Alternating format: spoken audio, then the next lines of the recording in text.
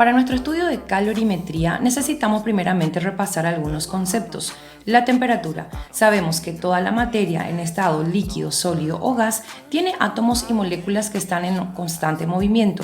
A veces pueden girar, pueden estar en movimiento rotatorio o inclusive trasladarse. La temperatura se origina en las ideas cualitativas de caliente y frío, basada en nuestro sentido del tacto. Un cuerpo que se siente caliente suele tener una temperatura más alta que un cuerpo similar que se siente frío. Podemos decir entonces que la temperatura de un cuerpo se relaciona con el estado de movimiento o energía cinética de sus moléculas. Para estudiar calorimetría necesitaremos hablar de la variación de temperatura que puede sufrir una sustancia. Supongamos que colocamos un recipiente conteniendo agua a 20 grados Celsius como temperatura inicial sobre un calentador. Este calentador logra llevarlo hasta una temperatura de 80 grados Celsius. Entonces podemos decir que la variación de temperatura sufrida es igual a la temperatura final menos la temperatura inicial, que en este caso sería 80 menos 20, 60 grados Celsius.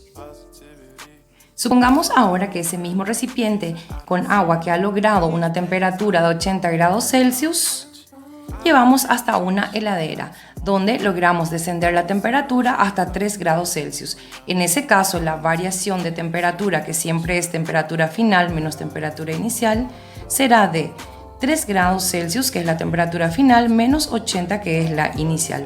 Tendríamos entonces una variación de menos 77 grados Celsius.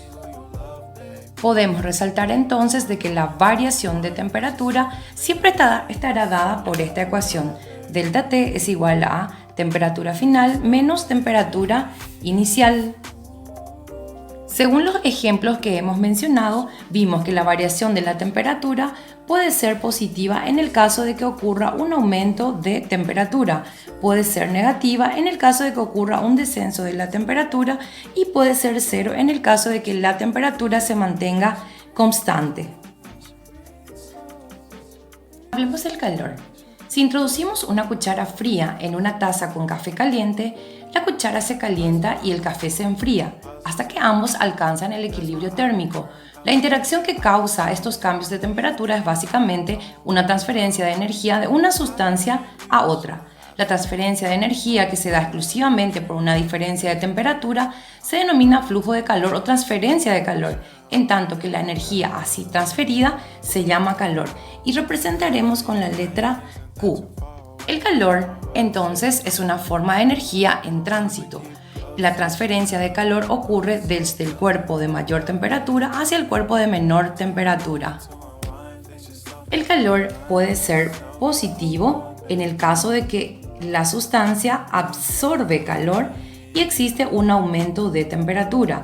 Es negativo en el caso de que ocurre una pérdida de calor o una transferencia de calor desde la sustancia hacia el entorno. Entonces ocurre una disminución de temperatura y puede ser cero en el caso de que la temperatura se mantenga constante, por lo que la variación de la temperatura sería cero. Siempre que hablamos de una magnitud física, debemos entender de que tiene que haber unas unidades de medida en las cuales se la puede medir. El calor que nosotros representamos por Q se puede medir en calorías o se puede medir en joules. Hay otras unidades de medida, pero estas son las que nosotros vamos a utilizar. La relación de conversión entre estas unidades de medida es que una caloría corresponde a 4,18 joules. En ocasiones, algunos textos, y especialmente nuestro texto, que es el libro de Bongiorno, sugiere el redondeo de que una caloría corresponde a 4,2 joules. Aquí tenemos un ejemplo de cómo convertir unidades de calor de un sistema a otro. Dice, convertir 2000 calorías a joule. Entonces, primeramente escribimos la relación teórica, una caloría corresponde a 4,18 joules, y luego escribimos los datos del problema. En este caso tenemos 2000 calorías que corresponderían a X joules. Entonces, formamos nuestra regla de 3, 2000 calorías multiplicado por 4,18 joules y dividiendo entre una caloría. Esto se va a calorías con calorías y quedaría en joules. Esto nos arroja un resultado de 8.360 joules. Aquí tenemos otro ejemplo para que no nos sorprenda, dentro de los ejercicios. Dice convertir 2,3 kilocalorías a joules. Debemos recordar que el prefijo kilo significa 1000 o 10 al cubo. Por lo tanto, 2,3 debemos multiplicar por 10 al cubo y tendríamos un valor de 2300 calorías. Escribimos la relación teórica entre calorías y joules primeramente y luego colocamos el valor correspondiente de nuestro ejercicio. Luego, aquí planteando nuestra regla de 3, esto nos arroja un resultado de 9614 joules. Y finalmente tenemos un ejemplo de cómo pasar de kilojoules a calorías. Recordemos nuevamente que kilo significa 10 al cubo, entonces multiplicamos 2 por 10 al cubo y tendríamos 2000 joules de calor. Escribimos la relación teórica, una caloría es a 4,18 joules, colocamos el dato del problema y buscamos su valor correspondiente en calorías. De esta manera nos arroja, nuestra regla de 3 nos arrojará un resultado de 478,47 calorías. ¿Qué depende la cantidad de calor? Imaginemos dos recipientes conteniendo agua. El primer recipiente contiene 100 gramos de agua y el segundo recipiente 1000 gramos de agua. Supongamos que los sometemos a calor y ambos varían su temperatura desde 20 a 80 grados Celsius. ¿En cuál de los dos casos creen que se necesitó mayor cantidad de calor o mayor cantidad de energía para lograr este aumento de temperatura o la misma variación de la temperatura en ambos casos? El segundo caso, porque es de sentido común entender de que el que tiene mayor masa requeriría de mayor cantidad de energía para que se le produzca la misma variación de temperatura. En este primer caso veíamos que para masas diferentes y necesitando que ambas muestras sufran la misma cantidad la misma variación de temperatura, el de mayor masa requería mayor calor. Veamos este segundo caso. Imaginemos que estos dos recipientes son idénticos y ambos contienen la misma cantidad de agua, 100 gramos de agua, 100 gramos de agua, ambos a 20 grados Celsius, pero deseamos darle calor de tal manera que la primera muestra suba hasta 40 grados Celsius y la segunda muestra hasta 80 grados Celsius. En el primer caso tendríamos una variación de 20 grados Celsius y en el segundo caso 60 grados Celsius. ¿En cuál de los dos casos creen que se requeriría de mayor energía? En el segundo caso, pues por más de que las masas sean iguales, es también de sentido común entender que aquel donde requerimos de mayor variación de temperatura será también la que va a requerir mayor cantidad de calor. Veamos este tercer ejemplo donde tenemos dos sustancias totalmente diferentes pero de la misma masa. Sustancia A 100 gramos, sustancia B 100 gramos. Y en ambos casos necesitamos variar la temperatura desde 20 hasta 80 grados Celsius. Es decir, que en ambos casos tendríamos la misma variación de temperatura que sería de 60 grados Celsius. Y supongamos que nos damos cuenta de que al calentar, uno de los dos casos ha requerido de mayor cantidad de calor. ¿Y de qué más depende entonces el calor, siendo que las masas son iguales, las variaciones de temperatura son iguales y por qué el calor ha sido diferente? Esto nos da una idea de que la cantidad de calor que un cuerpo necesita absorber o liberar para que sufra cierta variación de temperatura depende de la naturaleza del material. O sea, depende de si es aluminio, de si es cobre, de si es hierro, etc. En este caso habíamos visto que depende de la masa, en este caso vimos que depende de la variación de temperatura. Más adelante veremos que la naturaleza del material está determinada por una magnitud física representada por una C minúscula llamada calor específico. Enseguida vamos a hablar de los detalles sobre el calor específico, su concepto y sus unidades de medida. Podemos decir entonces que el calor llamado calor sensible, que es el calor relacionado con la variación de temperatura, depende de tres factores. Depende de la masa, depende de la naturaleza del material que es el calor específico, y depende también de la variación de temperatura.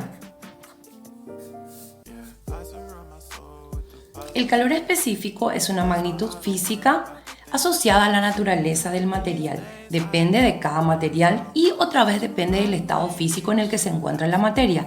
Es decir, el aluminio tiene su calor específico, el agua tiene su calor específico, el hierro tiene su calor específico. Pero otra vez vayamos al caso del agua. Si el agua está como hielo, o sea, en estado sólido, tiene un calor específico. Si está como líquido o si está como vapor, como gas, tiene otro calor específico. Se representa, repetimos, por la letra C minúscula y generalmente se mide en calorías sobre gramos grados Celsius o joules sobre kilogramos grados Celsius. Para convertir de una unidad de medida a la otra, para pasar de calorías gramos grados Celsius a joule kilogramos grados Celsius, debemos multiplicar por 4180 y viceversa debemos dividir entre 4180. Cuando en el libro, en algunos problemas, nos pide usar una caloría como 4,2 joules en vez de una caloría como 4,18 joules, entonces 4180 utilizaríamos como 4200. El calor específico es propia de cada sustancia, como ya habíamos mencionado. Es importante aclarar que no depende de la masa, es decir, es una propiedad intensiva de la materia. ¿Qué significa esto? Que si yo analizo 100 gramos de agua o 1000 gramos de agua o 10.000 gramos de agua, estaría utilizando en todos los casos el mismo calor específico, que en este caso el calor específico del agua es de 1 caloría sobre gramos grados Celsius o 4180 joules sobre kilogramos grados Celsius. Dependiendo del problema, dependiendo de en qué tengamos nuestra masa, nuestra variación de temperatura, elegiríamos uno u otro valor. Entonces, el calor específico del agua es 1 caloría gramos grados Celsius o 4180 joules sobre kilogramos grados Celsius. Utilizaríamos esta unidad de medida si la masa estuviese en gramos y la cantidad de calor en calorías, y este valor si la masa estuviese en kilogramos y la cantidad de calor en joules. Mencionemos a otra magnitud física muy importante en el estudio de la calorimetría, es la capacidad térmica.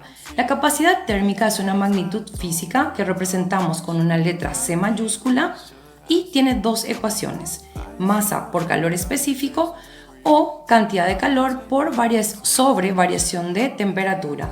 Es importante aclarar también de que la capacidad térmica no es propia de cada sustancia, es decir, que sustancias muy diferentes podrían tener la misma capacidad térmica, no así el mismo calor específico. La unidad de medida de la capacidad térmica es calorías sobre grados Celsius. Eso se puede apreciar a través de esta ecuación, ya que el calor se mide en calorías y la variación de temperatura en grados Celsius. O si el calor estuviese en joules y la variación de temperatura en grados Celsius, mediríamos en joules sobre grados Celsius. Y aquí está la relación de conversión entre ellas. De calorías a grados Celsius a joule sobre grados Celsius se multiplica por 4,18 y viceversa se divide entre 4,18. Para resolver los problemas es importante leer muy bien y determinar si el problema menciona que el sistema absorbe o libera calor. Si menciona que se absorbe calor, hay que usar el valor positivo para la Q. Y si menciona que hay pérdida de calor o una disminución de la temperatura, entonces debemos usar Q negativo. También es importante siempre corroborar de que las unidades de medida de las diferentes magnitudes físicas involucradas en el problema sean compatibles. Y aquí en esta tabla un resumen. Si la masa está en gramos, el calor específico debe estar en calorías sobre gramos grados Celsius, la variación de temperatura en grados Celsius y el calor en calorías. Por lo contrario, si la masa está en kilogramos, el calor específico debe estar en joules sobre kilogramos grados Celsius, la variación de temperatura en grados Celsius y el calor en joules. Si encontramos en cierto problema que las unidades de medida no son compatibles, entonces debemos realizar las conversiones mencionadas anteriormente.